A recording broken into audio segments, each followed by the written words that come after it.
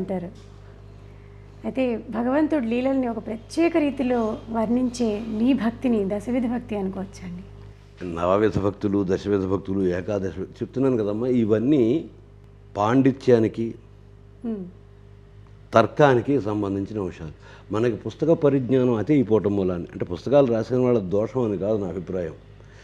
అనవసరంగా మనకు అవసరం లేని పని చేయటం. ఎందుకనంటే శుభ్రంగా హ్యాపీగా జీవించడానికి బోల్డంత సమాచార సేకరణ అక్కర్లేదు, సాంకేతిక పదజాలం అక్కర్లేదు. ఇందాకటి నుంచి నేను మాట్లాడదామని ప్రయత్నం చేస్తున్నది, మాట్లాడుతున్నది కూడా ఒకటి తప్ప ఒకటి గొప్ప అని కాకుండా మామూలు భాషలో మాట్లాడుకుందాం. మనం ఫలానా ఆధ్యాత్మిక ప్రవచనం ఎందుకు వింటున్నాము?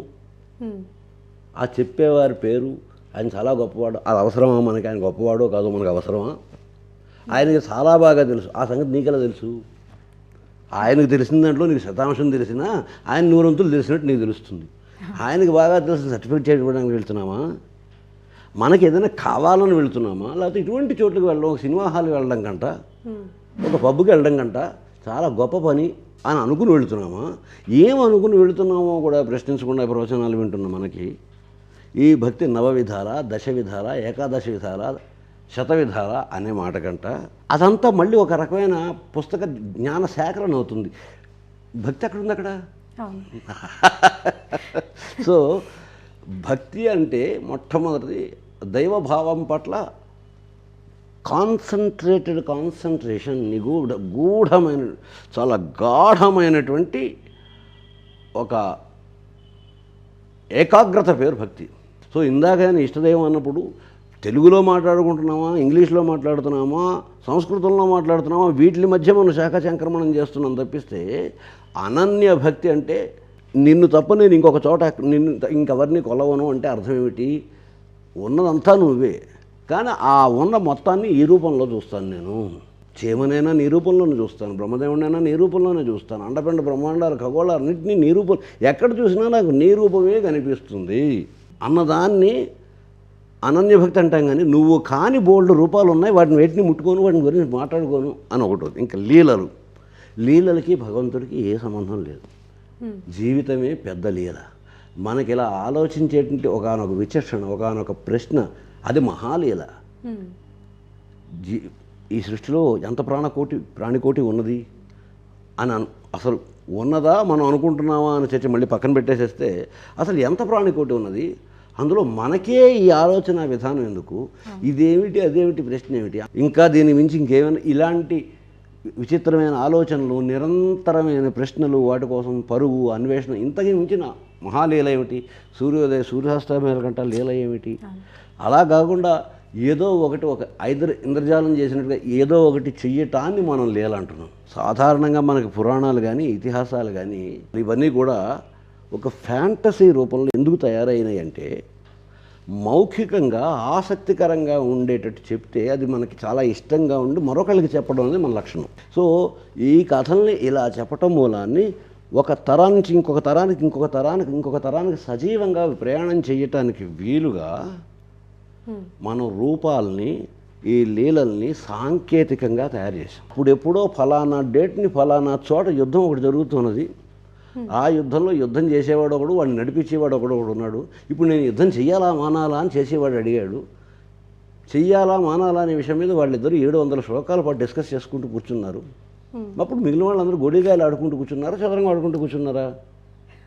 700 శ్లోకాల పాటు. అలా అర్థం చేసుకునే బదులు దాని సాంకేతికత నారాయణుల అభేదమైనటువంటి ఒకనొక ద్వంద్వ సమాసం. వాళ్ళిద్దరూ ఒకటే. నరుడు కానీ నారాయణ కానీ తరతరాలుగా తపస్సు చేస్తున్న జంట ఋషుల పేరుని మనం నారాయణులు అంటాం.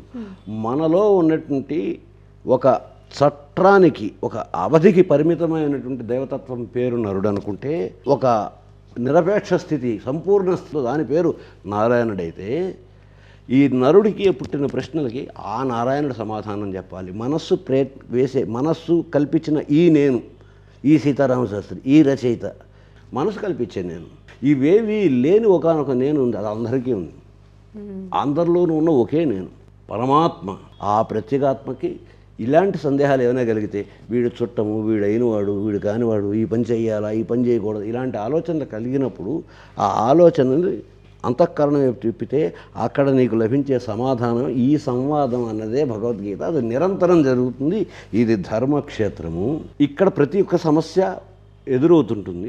దీని తాలూకు పరిపూర్ణమైన పరమార్థాన్ని వివరించగలిగేటువంటి స్థిర పేరు నారాయణుడు అని అర్థం చేసుకోగలిగితే ప్రశ్న వేసుకుని సమాధానం తోచడానికి గంటల తరబడి వేలాది శ్లోకాల తరబడి అక్కర్లేదు. ప్రశ్నను నిజాయితీగా వేసుకుంటే విశ్వరూపం చూపించేడు అంటే కళ్ళ ముందర సినిమా చూపించాడు 3D స్కోప్లో చూపించాడని అర్థం. వాళ్ళందరూ చూడలేదా? మిగిలిన వాళ్ళంతా దివ్య దృష్టి ఇస్తున్నాను అంటే చూపులకు కనపడనిది, కేవలం మనసు మాత్రమే పట్టుకోలేనిది అయినటువంటి దాన్ని దర్శించడం ఎలాగా అన్నది మనందరికీ అనుభూతిలో ఉంది. అప్పుడు ఈ కొండతో వేలుతో కొండెత్తడం కానీ వీటన్నిటి తాలూకు సాంకేతికత మనకు తెలిస్తే కృష్ణుడు అంటే ఏమిటి, రాముడు అంటే ఏమిటి, దేవుడు ఈ మనం కల్పించుకున్న ఈ మూర్తులు ఏమిటి, వీటి ప్రక్రియలు ఏమిటి, ఇవన్నీ మనకు అర్థం. ఈ కథల్ని వింటూ కాలక్షేపం చేసేటువంటి స్థితిలో ఉన్న వాళ్ళకి ఆచార వ్యవహారాలు, పూజాదికాలు ఇవన్నీ పెట్టి వాళ్ళ ఒక క్రమశిక్షణలో పెట్టడం. అది కూడా ఒకటే మార్గం. ఇందాక చెప్పాను, మార్గాలు వేరైనా గమ్యం ఒకటే.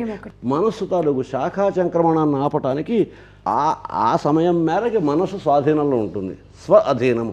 ఎవరి స్వాధీనం? స్వ అంటే ఒక నేనున్నాడు, ఆ నేను ఈ నేను ఆధీనంలో ఉండటం. ఇది ఆలోచించి మేధతోటి వీటన్నిటిని విమర్శించడం కానీ విశ్లేషించడం కానీ కాకుండా వీటన్నిటి తాలూకు అంతరార్థాన్ని అర్థం చేసుకోగలిగి జీవితానికి అప్లై చేసుకునే విధానం ఒకటి.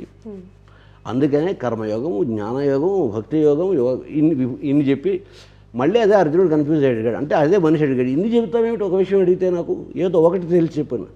నాయన, ఈ పుట్టుక అనేటువంటి ఒక అర్థం లేని బిందువుకి, నువ్వు అనుభవించని ఒకనొక బిందువుకి, మృత్యువు అని నీకు తెలియకుండా నువ్వు చేరుకునే ఒకనొక బిందువుకి మధ్యలో జీవితం అనే ప్రయాణం ఉంది చూసావా? ఈ జీవించడం అనే ప్రక్రియ పేరు కర్మ.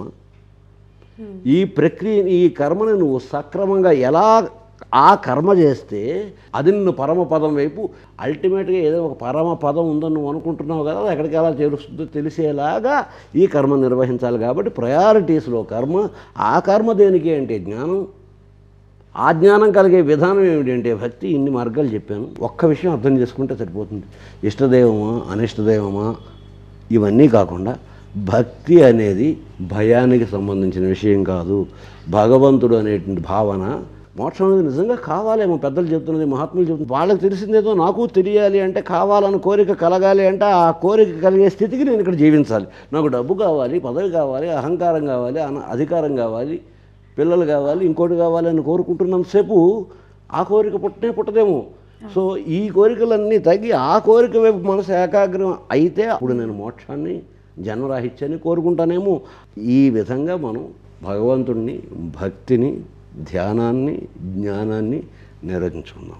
ఈ ఇష్టదైవం కార్యక్రమం ద్వారా మీ ఆధ్యాత్మిక అంతరంగాలను మాతో పంచుకోవడమే కాకుండా ఆధ్యాత్మిక చింతనని మాకు అలాగే మా ప్రేక్షకులకి కూడా పంచిచ్చినందుకు అనేక ధన్యవాదాలతో నమస్కారం అండి. ధన్యవాదాలు. చూశారు కదండి, ఇది ఈనాటి ఇష్టదైవం కార్యక్రమం.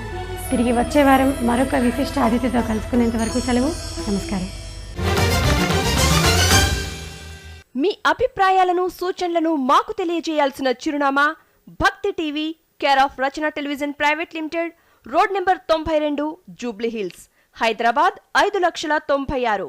మా ఇమెయిల్ ఐడి bhakti@gmail.com. మా వెబ్సైట్ www.bhaktitv.org. Phone number 9010222333.